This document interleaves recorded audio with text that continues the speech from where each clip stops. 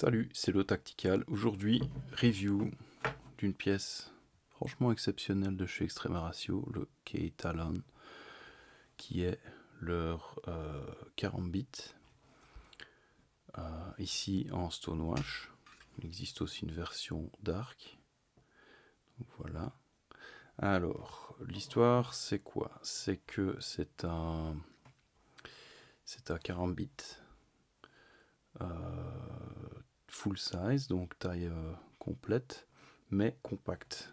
C'est-à-dire qu'on a une lame qui est relativement courte et on a surtout une épaisseur qui est très limitée. Donc ici, on a une épaisseur qui est de 10 mm, ce qui est vraiment top.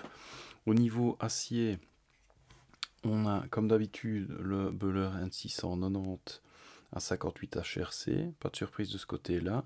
Coupant, super coupant rasoir en fait, tranchant rasoir. Au niveau forme de lame, on a la forme typique Karambit, avec une lame de 70 mm ou 2,75 pouces, 4 mm d'épaisseur ou 0,15 pouces. Finition, comme je l'ai dit avant, Stonewash. Il existe une finition dark qui est en fait une finition noircie qui est passée un petit moment au Stonewash juste pour donner une version un peu, en effet un peu vieilli, mais en fait qui est vraiment super élégant. Alors, comme on voit ici, ben, on a une gorge sur la lame des deux côtés. Et alors, le tranchant, enfin les moutures principales, c'est une émouture plate, comme on peut le voir. Alors, la poignée, au niveau matière, on est sur l'aluminium anti-corrosion qu'ils utilisent très souvent, avec, ce qui est vachement élégant je trouve, cette gorge qui est prolongée depuis la lame sur toute la longueur du manche, ou presque, hein.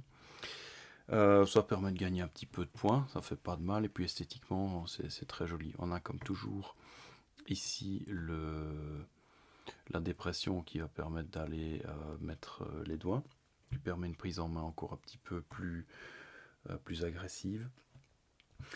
Alors, au niveau de la construction, ben, en fait, on est sur du full tang, mais avec une structure en squelette, c'est-à-dire que ici, le manche est juste couvert d'aluminium, mais sinon tout est fait d'une pièce, avec quelques creux ici au niveau du manche à l'intérieur.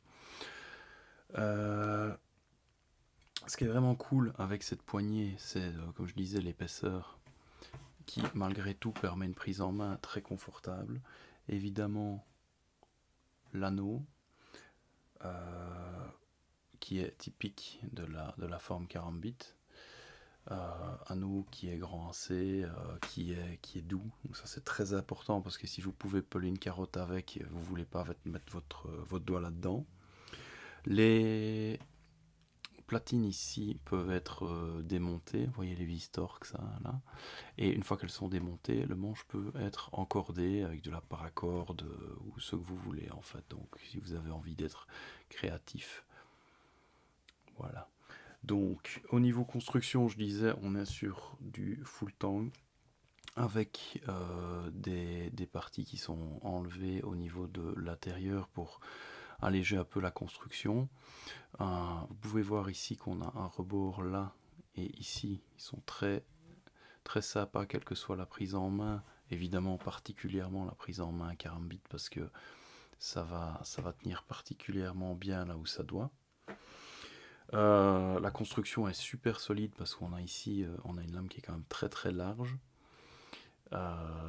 et relativement courte et courbée, ce qui fait que on a quelque chose de costaud. Vous associez ça au fait d'avoir une pointe et un tranchant très, très bien affiné et il n'y aura vraiment pas de souci avec ça.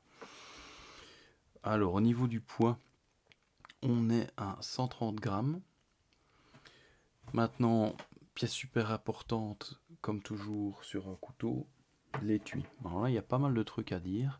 C'est-à-dire que l'étui, premièrement, si je rentre le couteau, on va entendre le clic très agréable.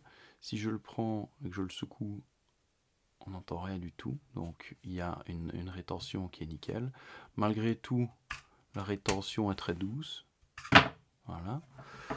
L'étui lui-même est réglable, donc ici vous avez je vais essayer qu'on voit bien, des petits spacers en caoutchouc qu'on va pouvoir serrer ou desserrer avec les deux vis qui se trouvent ici sur les côtés, ce qui va permettre d'avoir une rétention plus ou moins agressive sur cet étui là.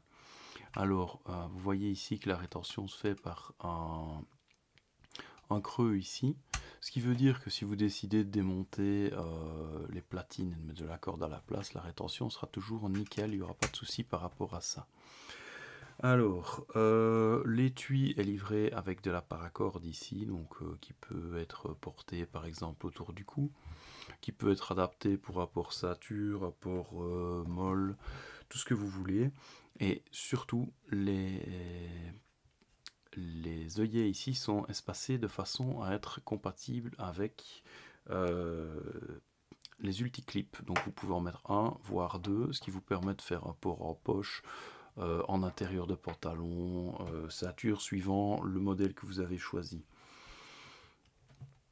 Et surtout, comme j'ai dit avant, le manche fait 10 mm, mais aussi, si vous regardez ici, étui tout inclus, on est sur 10 mm sur toute la longueur, ce qui veut dire qu'on va avoir quelque chose de très low profile, de très plat, qui ne va pas s'accrocher partout, et qui va être particulièrement sympa pour un port discret ou compact. Donc ça c'est vraiment super cool avec ce modèle, c'est franchement le niveau épaisseur par rapport au confort est vraiment très bien travaillé. Alors au niveau usage, bah, là il n'y a pas 36 solutions, on est sur un Karambit, ce qui veut dire qu'en gros on va être sur un usage collection ou combat, hein. Donc ceux qui aiment ce genre de lame savent très bien à quoi ça sert et comment ça s'utilise.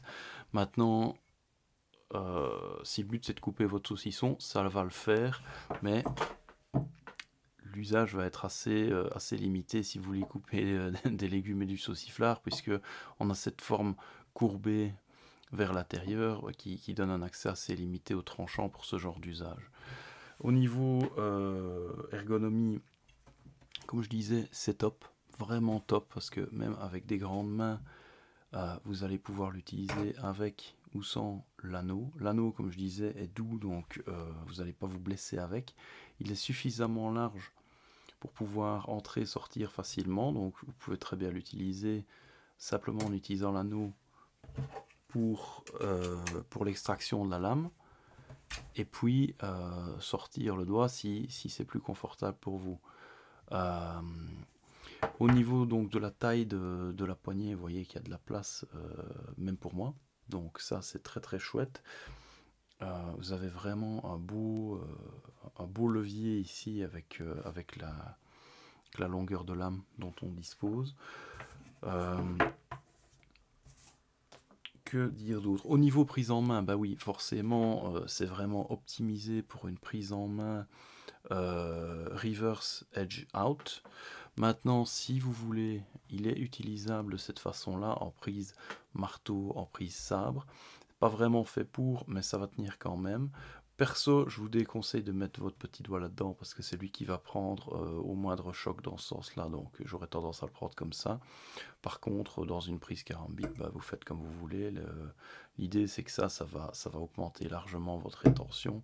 Et puis, il y a tous les mouvements de spin que vous pouvez faire qui vont forcément avoir besoin de l'anneau.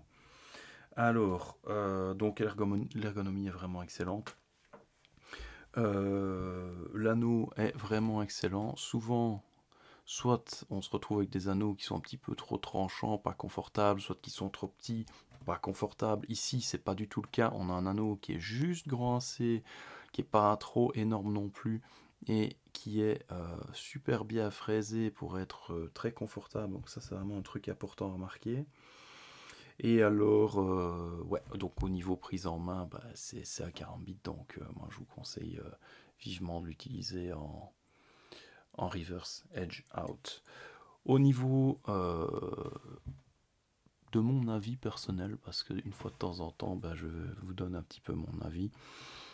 De base, les carambits, c'est pas nécessairement mon truc, mais cette pièce-ci, c'est vraiment un couteau que je voulais avoir parce que pour moi, c'est vraiment un cap dans leur production, au niveau optimisation, que ce soit longueur, largeur de la lame, le poids général, la construction du manche avec l'ergonomie et surtout l'idée de cette épaisseur, tout compris, c'est vraiment un couteau exceptionnel à mon avis. Donc c'est vraiment quelque chose que j'apprécie beaucoup. La finition, comme d'habitude, elle est superbe sur ce couteau. Donc c'est vraiment une belle pièce. Au niveau prix, pour le Stonewash, tel qu'on l'a vu ici, donc qui est hop, le Keitallon Stonewash, on est à 269. Et alors pour la version dark, c'est-à-dire version noircie avec un petit coup de Stonewash sur la lame, on est à 278 €. Donc voilà, c'était ma review du Keitallon qui est pour moi un modèle vraiment super intéressant, vraiment signe d'une belle évolution dans la production d'Extrema Ratio. Donc voilà, j'espère qu'il vous plaira. Faites-moi signe dans les commentaires si vous avez des questions, des remarques, et je vous répondrai. Voilà, voilà. Ciao, ciao!